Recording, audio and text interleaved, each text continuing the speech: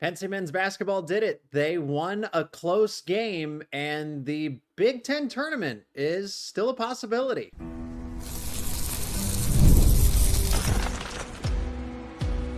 You are Locked On Nittany Lions, your daily podcast on the Penn State Nittany Lions. Part of the Locked On Podcast Network, your team every day.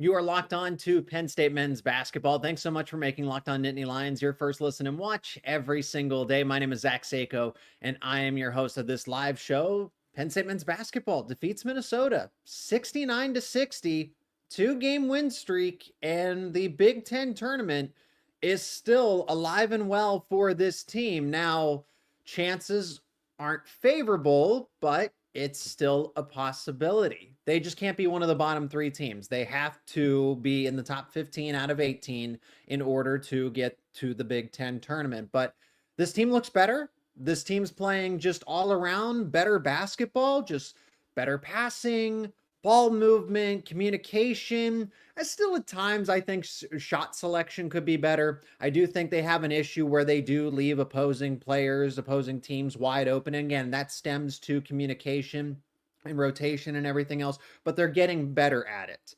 The things that they routinely do where they leave players open, and it's like, okay, well, whose assignment was that? Whose man was that? They do it less. They're doing it less. So if you got a comment, let me know your thoughts in the live chat, and you'll be a part of the conversation as well. So Penn State men's basketball, we'll recap this one, but I want to go through the Big Ten tournament and how it's still a possibility. Penn State, they actually move up in the standings, so they have more wins than Washington, so therefore they jump them, even though they don't hold the tiebreaker, but they're right there. All it takes is for one of these teams to lose. And it's not like they've now beaten Nebraska and Minnesota back-to-back. A Nebraska team that will and should make the NCAA tournament. That's a March Madness team. Not one of the better ones, but that is a March Madness team. And then you have Northwestern, Iowa, and Minnesota itself, Rutgers included. All of these teams that are just a game or not even a game and a half. The one game separates all these teams, but you need one of them to lose and to fall out, because I think Penn State can jump a Northwestern. However, Northwestern did defeat Ohio State. It doesn't matter the margin of victory, even though it was 70-49. It's not about how the result went, but the fact that the result happened the way that it did. That's a game that Northwestern should lose. They ended up winning, and they get to at least keep their hopes alive in the Big Ten tournament. So it is not impossible to think that this team can't sneak in as a 15, maybe even the 14th seed. And the problems that Penn State basketball has had this season have been self-inflicted. This is a team that just got in its own way for the most part of the season. I don't look at this team and say, okay, they can't win a game or two. I think when they get eventually they face one of those better teams in the conference, like a Michigan State or a Michigan or a Maryland, depending on who they match up against. But we've seen them go toe-to-toe with Michigan State. We've seen them go toe-to-toe with Michigan on the road. We've seen them beat a Purdue team. So this Penn State men's basketball team is just random in a sense. I think what it really comes down to is that they dealt with a lot of injuries. Puff Johnson's out for the season. I haven't talked about it enough, and I don't think people do talk about it enough. A player like Eli Rice hasn't even seen the court this season. He would have been a valuable rotational player that plays really good defense and gives you outside shooting. And what does Penn State really struggle with at times? 3-point shooting. So what they had set up going into the season, there's been a lot of speed bumps, a lot of obstacles along the way, and then in conjunction with that, you have those self-inflicted issues where you're just not closing out games that you should be winning.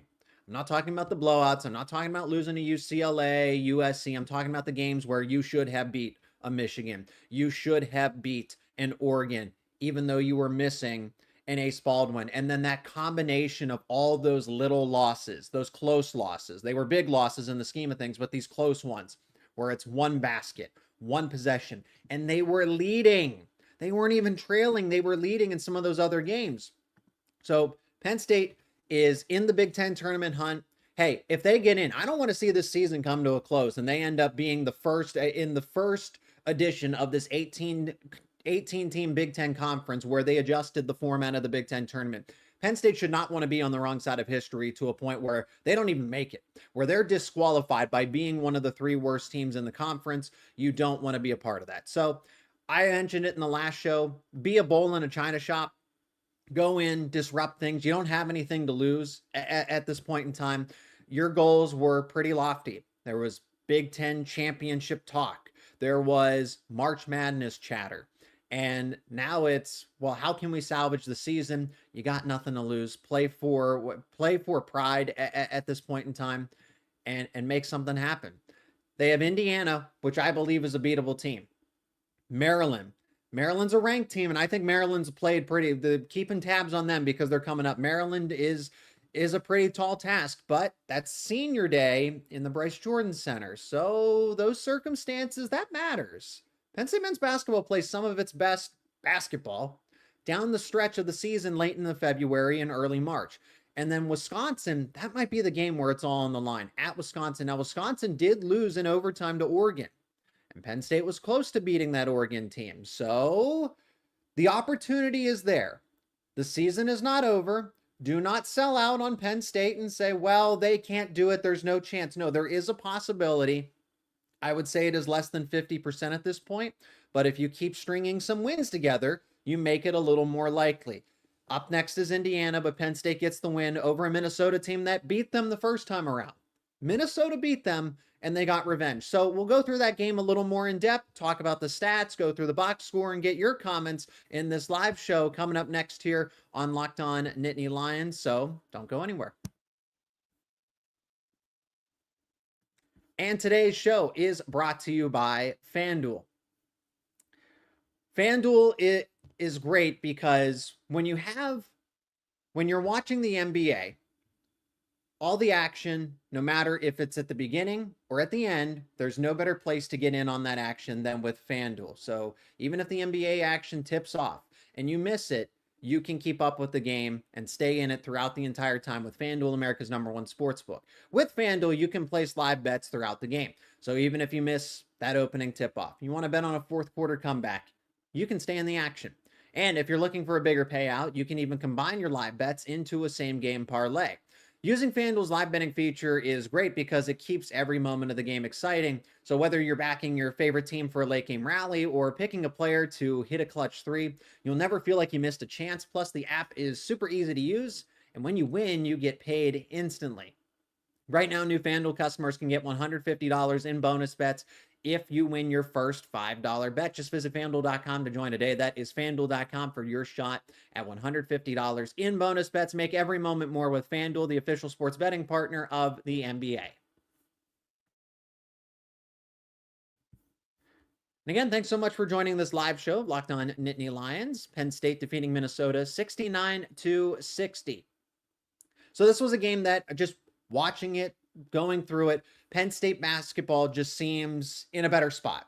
And whatever the reason is, chemistry, they're just playing all around better basketball. Just more efficiency when it's on the offensive end, less communication errors, fewer communication errors, I should say, where guys are just left wide open. Now, did they do that from time to time? Absolutely. I don't think this was a perfect game, and Minnesota is not that great of a team. I don't think there's any excuses to losing to them for the first time, but I'm glad Penn State got its revenge, and Penn State led comfortably for the most part. They had a multi-possession lead, and they were able to just keep Minnesota at an arm's length. So they did what they were supposed to do. They had a lead, they kept their distance from Minnesota, and they ultimately win by multiple possessions. That's how a lot of these other games should have gone, and to do it on the road, I think that's an element that shouldn't be overlooked either. But Yannick Koenen-Niederhauser is really starting to come into his own. This is a guy that's now led Penn State in scoring back-to-back nights in back-to-back games, with 19 against Nebraska and then 24 against Minnesota. Penn State is able to feed, they are making a concerted effort to get him the basketball, and he's efficient.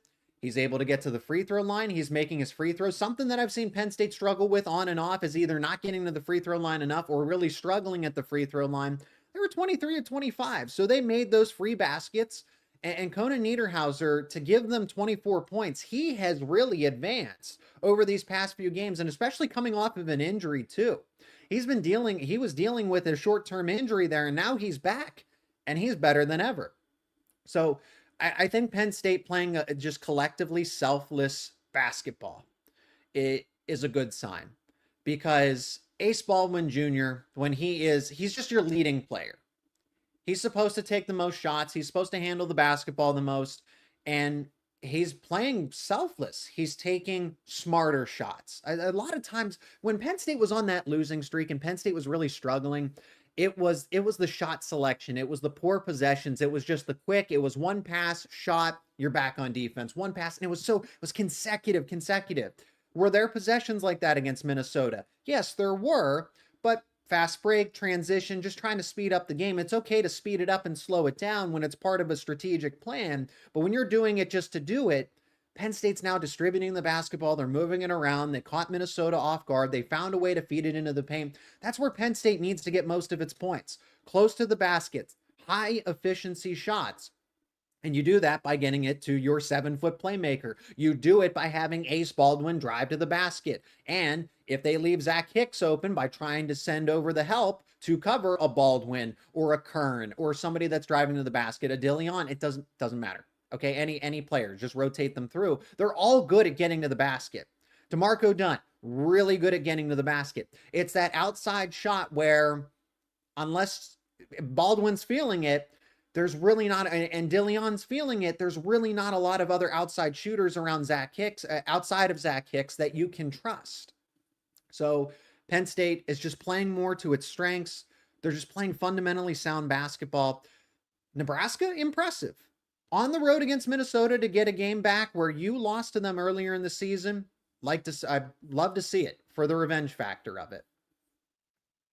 Thanks for joining the live show. Hey, Zach, Penn State on a 2-game win streak. They are still in it. Really appreciate all your coverage. Nice to have something to listen to after these games and matches.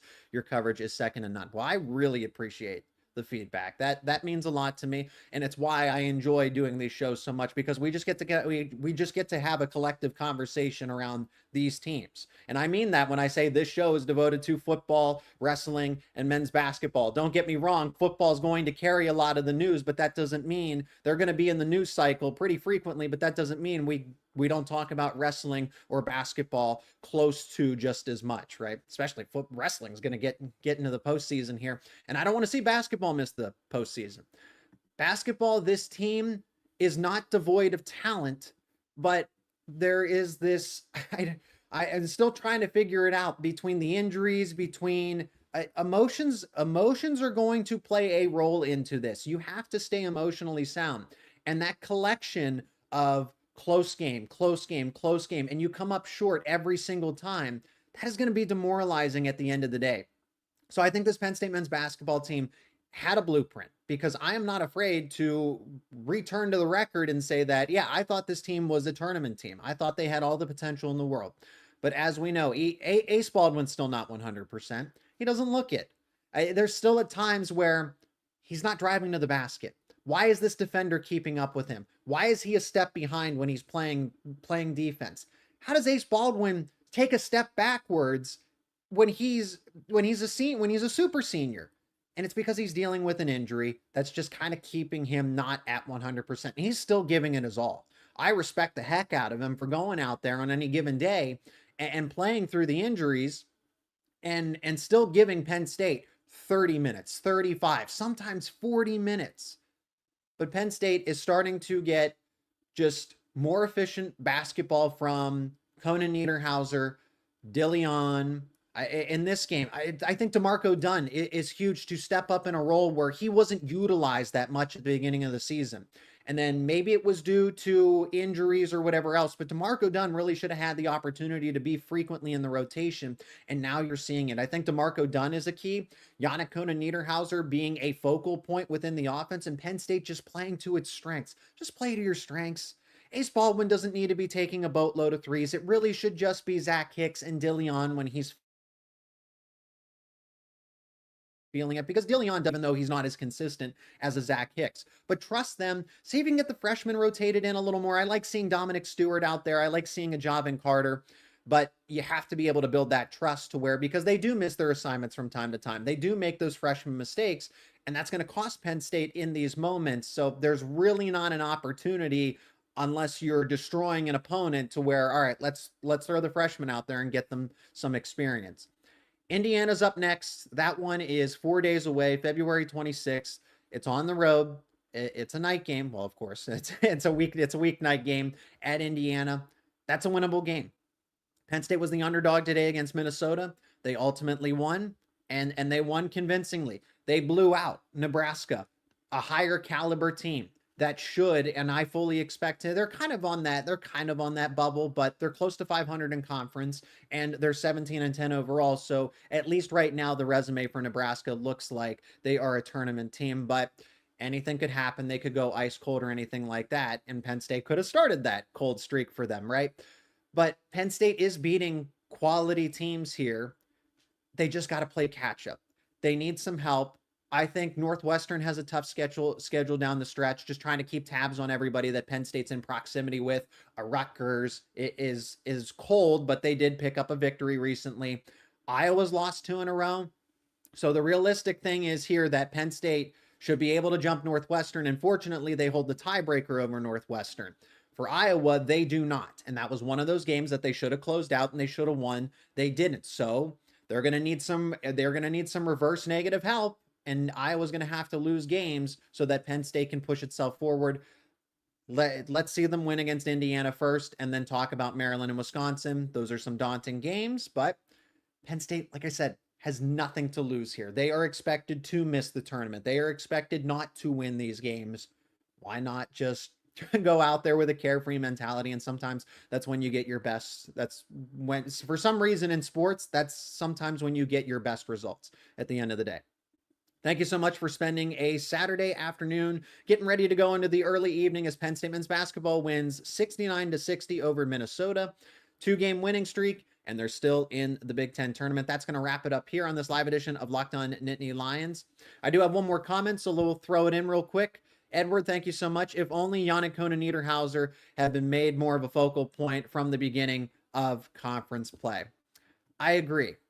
Just to kind of sum it up a little bit, Koenen-Niederhauser definitely was a raw prospect coming in. He was playing at Northern Illinois.